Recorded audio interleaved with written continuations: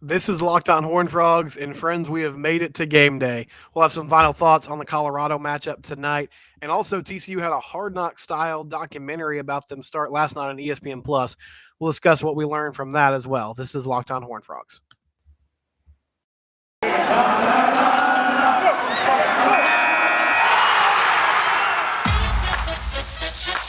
You are Locked On Horned Frogs, your daily podcast on the TCU Horned Frogs, part of the Locked On Podcast Network, your team every day.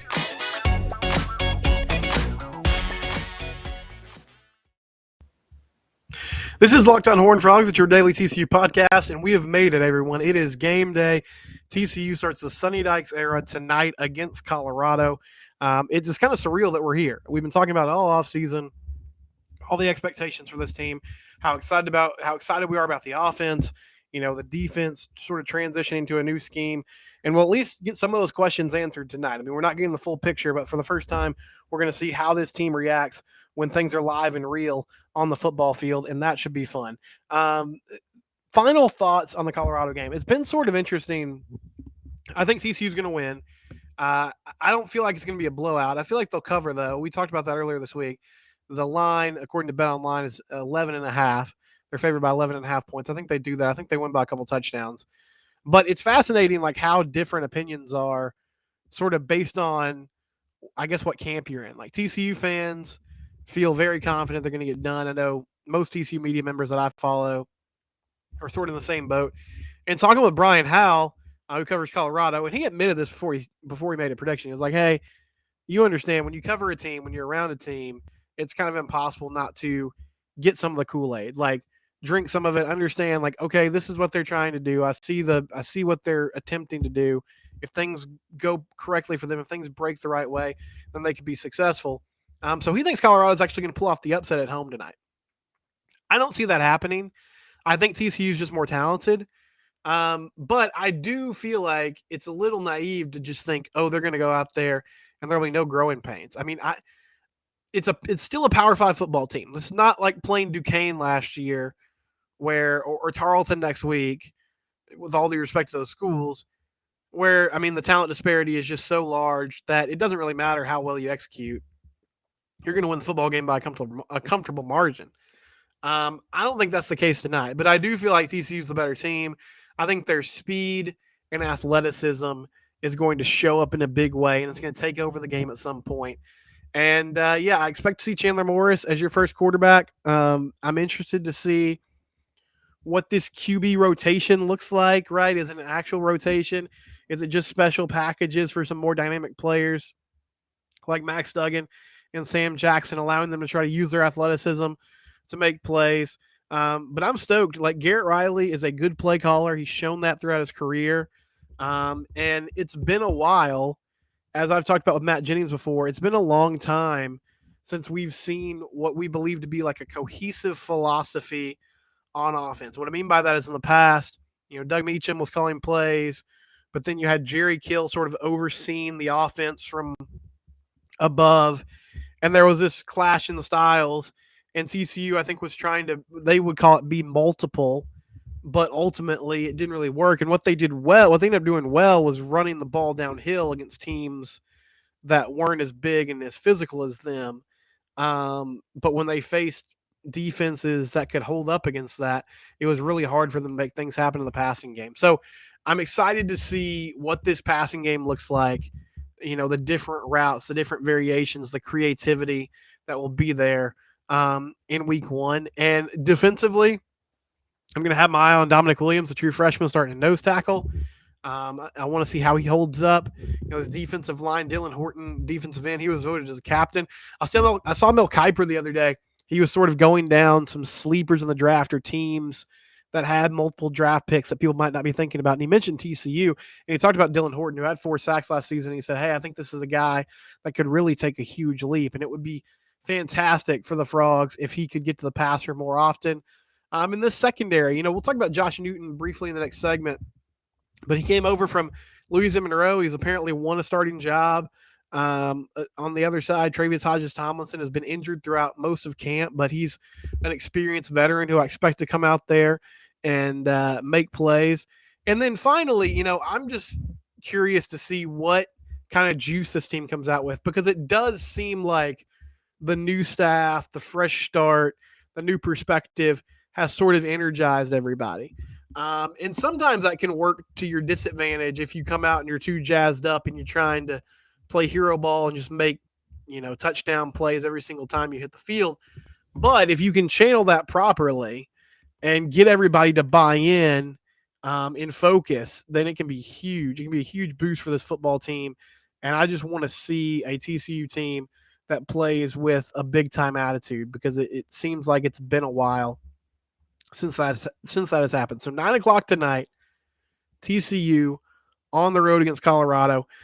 Quick housekeeping note: I will have on the YouTube channel. Subscribe to the YouTube channel if you haven't. It's Locked On TCU, and then my Twitter handle here is @SimcockSteve. And of course, you can also just listen to the audio version of the podcast if you want. But I'll have something called Locked On Now, and it'll only be on the YouTube channel. But after the game, about an hour after a game, it'll just be a short video where I kind of recap what happened, and then I'll ask for your thoughts. You can comment and let me know what you thought about the game. And then, of course, throughout the week, next week, we'll have plenty of coverage leading up to week 2. And hopefully, cross our fingers, we're talking about a TCU victory. We're talking about the first win of the Sonny Dykes era, an offense that is really explosive, and a defense that has surprised us with how well and how quickly they have picked up a new scheme and how well they played against the Colorado Buffaloes. So that is all coming up tonight. Man, I am fired up for the season opener this evening. Let me know what your thoughts are if you're watching on YouTube about tonight's game. What's your setup? Where are you watching it at? Anybody going to Boulder? Let me know if you're going to Boulder. I'd love to hear from you. We're going to take a quick break. When we come back, we're going to discuss TCU's sort of Hard Knocks style show that dropped on ESPN Plus on Thursday night. That's next on Locked On Horned Frogs. Okay, so Thursday evening, it was teased that there was going to be sort of a weekly documentary series on ESPN Plus called Carter Boys, which is sort of a misleading title. But anyway, we'll get to that in a minute. But it was going to be a Hard Knock style show, behind the scenes look at TCU football every week, Thursday nights at 6. So it did end up happening. It did drop last night. It did not drop right at 6 o'clock. Here's what I'll say about ESPN Plus. I'm just going to complain about it for a minute, and then I'll move on. I don't know if there is a worse streaming service as far as finding things. Like the navigation of, okay, I want to go watch a show. Not like a live event. I think they're actually pretty good about live events. But I want to watch a show that is on demand or that is there that I can just stream. It's like impossible to find it. So last night I had a lot of trouble finding the episode, but I finally did. If you haven't watched it, go to the ESPN app. If you're an ESPN Plus subscriber, search in the search bar, a new era, and just type that out, and it'll pop up episode 1, and it's about 20 minutes. It was intriguing. So they showed some clips for some meetings that Sonny Dykes had with the team, where he's talking about, details, trying to make sure everybody's doing the right thing, everybody's working together. That's the only way they're going to win. And then there was a segment where they followed around Brandon Coleman, offensive lineman, for a day, and they just showed like what a day in life is for a TCU football player during fall camp. Those guys are at the facility all the time. He was there at 5 a.m. He left at 8 p.m. Got there, they're eating breakfast, they're going through some drills, going through practice 1, team meetings, film, practice 2, weight room, dinner, then they're out of there late at night. So it's pretty wild, the amount of time, the demand that is on these guys.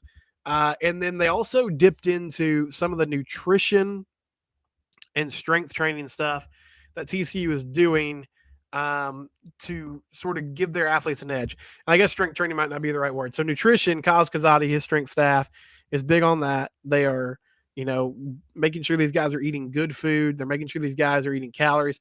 The players are weighing themselves after every practice, seeing how much water weight they lost, and then they get like some suggestions of, okay, you need to eat. You also need to get a protein bar or a protein shake. You also need to do this.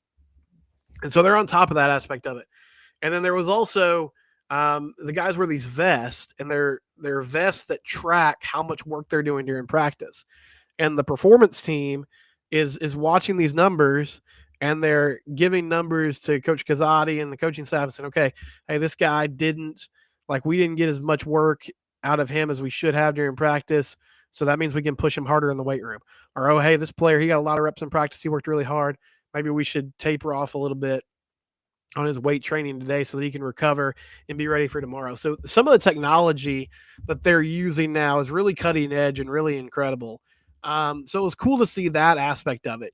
Sonny Dykes said in an interview this offseason that was the one thing that caught his attention immediately.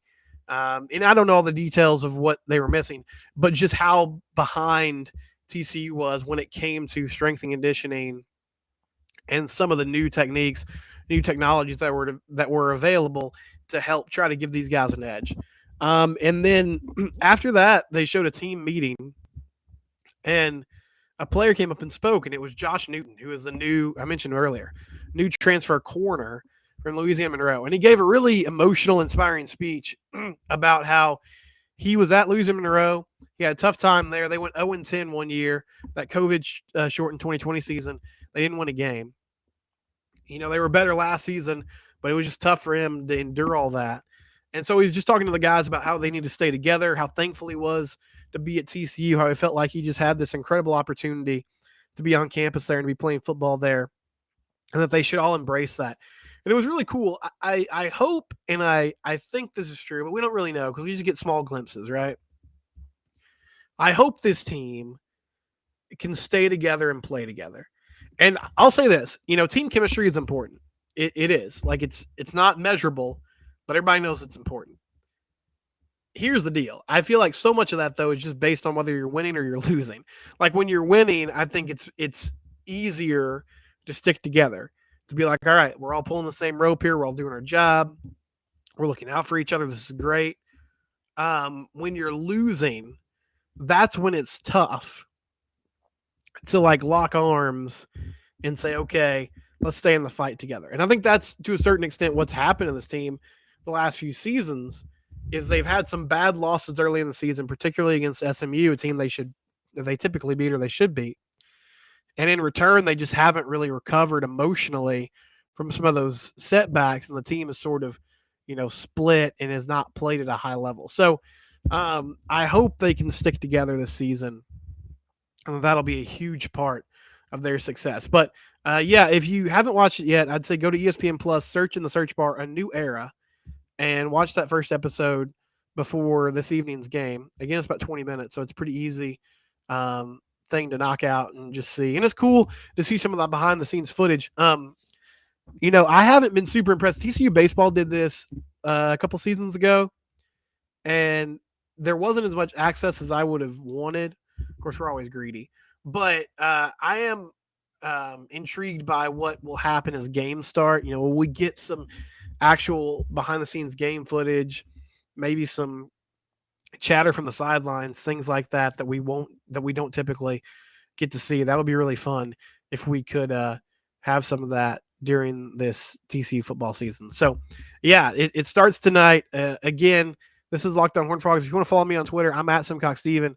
The show is at Locked On TCU. I'll have a little post-game recap on the YouTube channel. Please subscribe to our YouTube channel, Locked On Horned Frogs, if you haven't yet. And then, as always, you can listen to the podcast, and I encourage you to subscribe on the different audio services as well. Thank you. Enjoy game day, and I'll talk to you on Monday.